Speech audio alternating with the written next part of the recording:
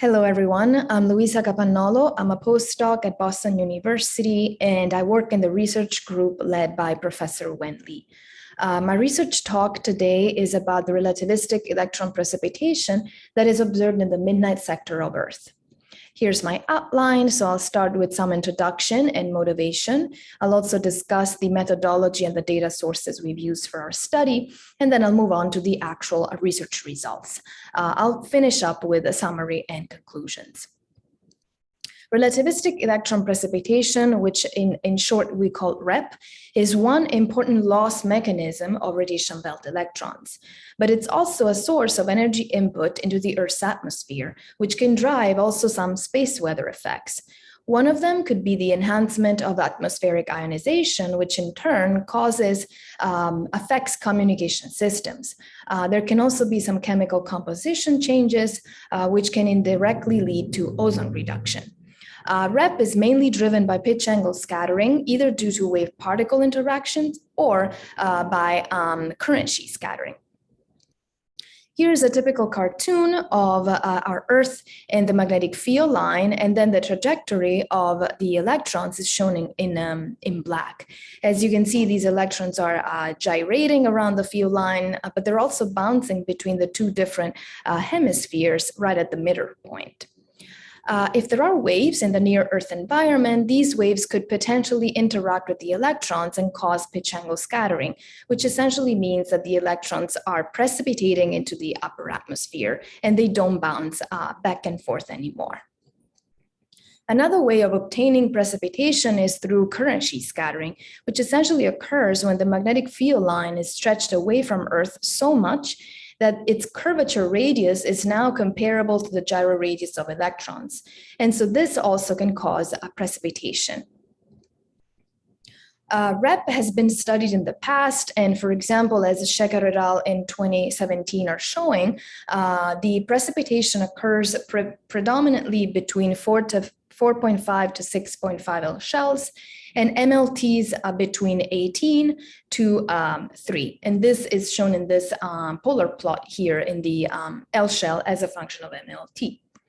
Recent studies have also seen that this precipitation is often associated with also proton precipitation at energies around tens to hundreds of keV. And this is a typical signature of emic-driven precipitation. And emic waves are a specific kind of plasma waves that occur in the magnetosphere that are also called electromagnetic ion synchrotron waves. So this work was done initially by Carson et al. In 2013, where again, this is an L-shell LMLT polar plot, and they're showing, in fact, that the precipitation was occurring in the dusk side, but it also extended until 3 MLT with a peak occurring right at midnight. Yanin et al. In 2016 have looked at 30 days of LEO satellite data, and they distinguished the REP between CSS-driven and wave-driven. And as you can see, the distribution is slightly different. However, right across midnight, it's still unclear if current sheet scattering is dominating over wave-driven precipitation or the other way around. So our goal is to analyze specifically the precipitation right at midnight, so between MLTs of 22 to 2. We want to identify the drivers, the waves versus the current sheet scattering, and understand the properties and continue with our analysis to understand more about this specific precipitation. So the way that we've done this analysis is using an algorithm that essentially identifies REP events from post-MET-OP data, which I'll describe in a little bit.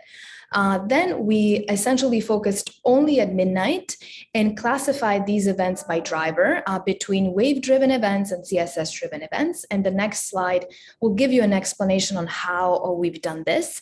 And then we continued our analysis. So we studied the L-shell and MLT distribution. So the post-MET-OP constellation is made of satellites that are low Earth orbiting, so LEO satellites, and they can span a wide range of L shells and MLT, as it's shown in this figure here at the top right. They also provide observations of both electrons and protons. And so here is the list of the electron channels that we've used for this study, so 4 electron channels. But we also used 3 proton channels, and the energies are listed here. POSE has the advantage of having two look directions. So the telescope oriented at 0 degrees, it's pointed at zenith, which essentially gives us information on the precipitating population, while instead the other telescope that is pointed perpendicular to zenith gives us information on the trapped population. We've also used GOES data, which are the geosynchronous satellites, and we use these to estimate the magnetotail stretching, as well as to find evidence of emic waves. We used as well RBSP or Van Allen probes, which are twin satellites in elliptical orbits on the equatorial plane, and they're used to estimate the plasma density, as well again to find evidence of emic waves. So here is how we classify the rep events depending on their driver. So we had about 4,500 rep events right at midnight. And thanks to the fact that the spatial characteristic of the precipitation strongly depends on what is driving that precipitation, we were able to have two different data sets. 235 wave-driven rep events versus 156 CSS-driven reps. So here is the plot of the electron flux as observed by POSE during a typical wave-driven rep event. The dashed line is the electron flux of the trapped electrons, and instead the solid line indicates the precipitating electrons. So anytime that the solid line approaches the dashed line, that's when we have precipitation. And this is also highlighted by these two vertical lines. So for wave-driven events, typically the precipitation is well isolated and it occurs right within the outer belt. And this event looks very different than what we would see during a typical CSS-driven event.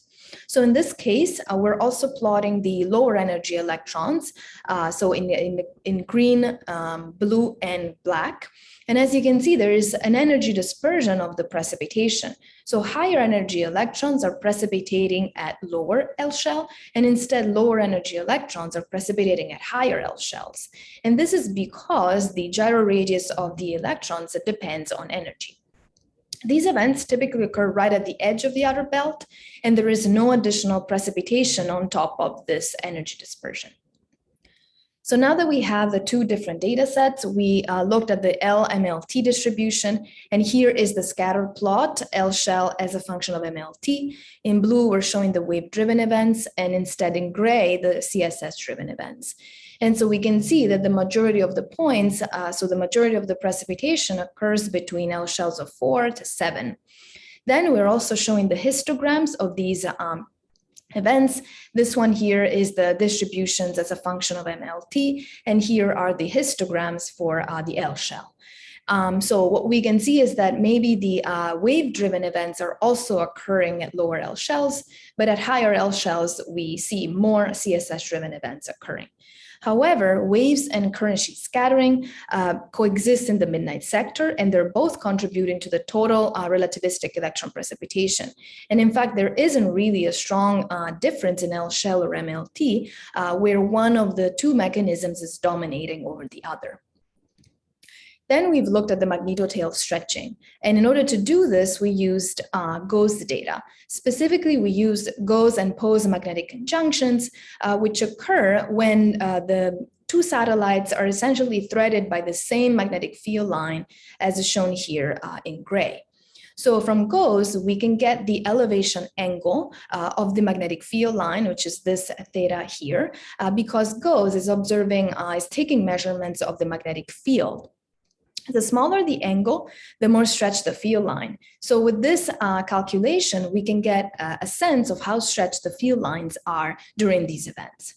So this one here on the right is a typical example of a CSS-driven event, and it occurs in conjunction with GOES 13. And so the theta, so the elevation angle observed by GOES is shown in the top panel, and at the bottom, we're showing the different components of the magnetic field. And so as we're approaching the time of the precipitation as observed by POSE, we can see that the earthward component is increasing, and instead the poleward component is decreasing, which gives us a decreasing angle, which is a typical signature of a stretched field line. We've done this calculation systematically for both of our data sets, and the results are here. So these are the histograms of the elevation angles observed for wave-driven events on top and CSS-driven events at the bottom. The actual events are shown in gray, and instead in orange, we're showing the typical angles that GOES observes in the midnight. And so this essentially serves us as a reference point of what are the common angles that GOES observes. So since both of the gray distributions are shifted at lower angles, it means that both wave-driven and CSS-driven rep occur during some stretched level of magnetotail. Instead, if we look at CSS-driven events, the distribution is kind of peaked at slightly lower angles, which essentially could suggest that during CSS-driven rep, the magnetotail is slightly more stretched. Then we've looked at the association with emic waves. One way to do this is use an emic wave proxy, which I quickly mentioned in the introduction. But essentially, this shows a simultaneous precipitation of protons as well as electrons. And so this is a typical signature that emic waves are actually causing that type of precipitation. One example of this is shown here. This panel on the top is the actual proton flux observed by GOES. And so as you can see, during the precipitation of electrons, which is shown here, protons also were precipitating. And so this is a typical emic-driven rep event. Then we also looked at in situ observations of emic waves, and we've done this specifically using magnetic conjunctions between GOES and POES, as well as RBSP and POES.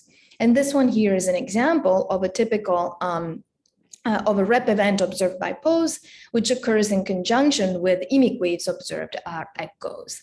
So we found that the majority of the wave-driven events were associated with emic waves, but only 14% of the CSS-driven events occurred during emic waves. We've also looked at the high plasma density regions during these events. And to do this, we've used RBSP data, specifically POES and RBSP conjunctions. And we found that approximately 60% of wave-driven events occurred in high-density regions.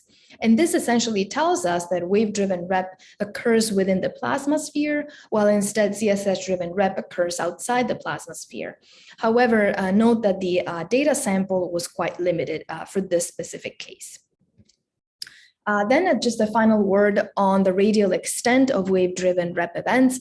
So here we're only looking at wave-driven precipitation. So here is our typical wave-driven example. And for these events, we can actually calculate a delta L, which we call radial extent, which is essentially the width of the precipitation event. Here is the scatter plot, so delta L as a function of MLT. And you can see that this the distribution kind of resembles a triangle, which essentially tells us that pre-midnight events tend to be a little bit more extended, contrary to the post-midnight events. At the bottom, I'm showing the histogram of delta L. And so overall, what we see is that the wave-driven rep radial extent is fairly localized. So we're talking about scales of 0.3 L shells, but it's also asymmetrical with respect to midnight. So here's my summary. So we've looked at relativistic electron precipitation, or in short REP, near midnight. So specifically looking at 22 to 2 MLT. And we know that this is driven by pitch angle scattering, either due to waves or to CSS or current sheet scattering. We took advantage of the fact that the spatial characteristic of the rep that is observed right at LEO is representative of its driver. So we were able to distinguish the isolated precipitation versus the energy dispersion that occurs during precipitation with the waves in case of isolated precipitation and CSS for energy dispersion profiles. So our conclusions are that both waves and current sheet scattering are contributing to the rep in the midnight sector. So we should include both of them whenever we're modeling radiation belts. We also found that both wave-driven and CSS rep occurs during a stretched magnetotail, although CSS-driven rep shows a slightly more pronounced stretching. As far as a wave-driven rep, we've seen that this is associated with emic waves as well as high-density regions, and it's got a radial extent very localized, but we also see that this extent, radial extent, is asymmetrical with respect to midnight, which potentially suggests that favorable conditions to drive this precipitation could change right across midnight. So we've submitted this work to GRL, and I'm happy to take any questions. And if you want to make any comments again or questions, here is my email. Thanks so much for listening.